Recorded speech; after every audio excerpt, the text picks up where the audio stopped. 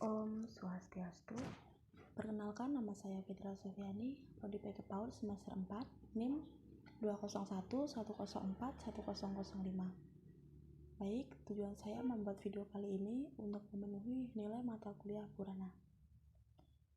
Jadi di sini saya akan menceritakan kisah awal bagaimana Ganesha sang dewa pengetahuan hidup kembali dengan kepala gajah.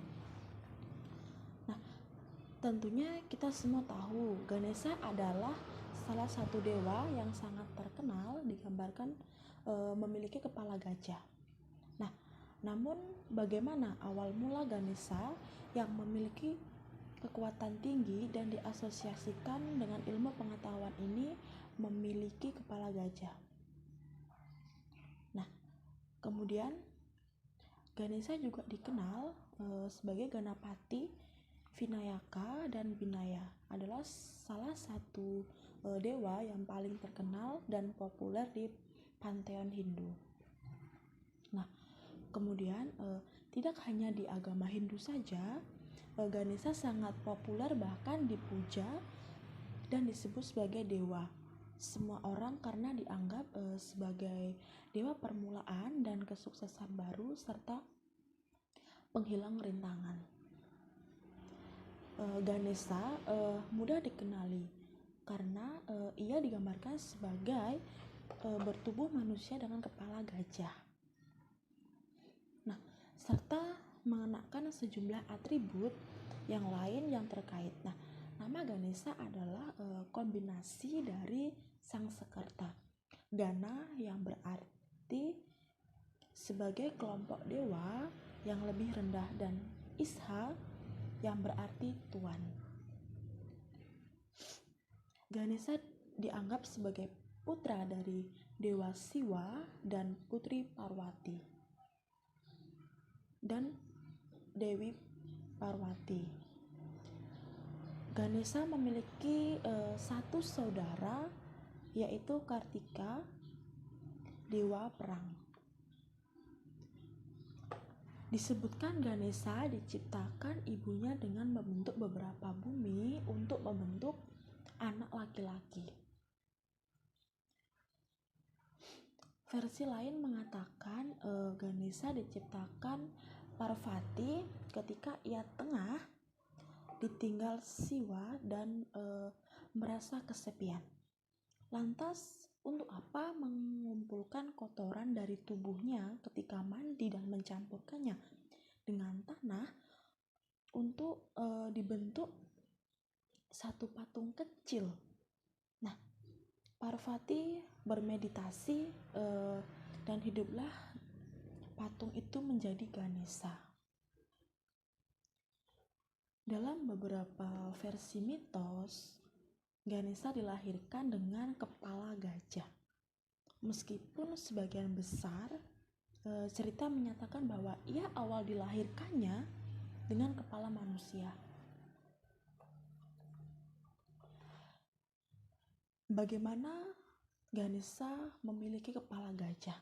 Nah, seperti kisah kelahirannya Ganesha, ia ada juga berbagai versi kisah yang berkaitan dengan bagaimana Ganesha berakhir dengan seekor kepala gajah. Nah, versi yang paling terkenal menyebutkan Ganesha diinstruksikan oleh ibunya untuk menjaga pintu kamar mandi dan tidak membiarkan siapapun masuk sementara dia membersihkan dirinya. Seperti kisah yang diyakini sebelumnya, Ganesha diciptakan Parvati ketika si Ganesha ditinggal Siwa, sehingga Siwa mengetahui perihal bahwa Ganesha adalah anaknya. Siwa kemudian pulang dan melihat Parvati, namun dihalangi oleh Ganesha yang menjalankan perintah Parvati. Nah, kemudian ketika Ganesha menghalangi jalannya, Siwa murka memegal kepala bocah kecil itu. Nah, Parvati mendengar keributan apa yang sedang terjadi di luar sana. Nah, melihat bahwa putranya telah dibunuh oleh suaminya. Pravati merasa sedih. Untuk menenangkan istrinya,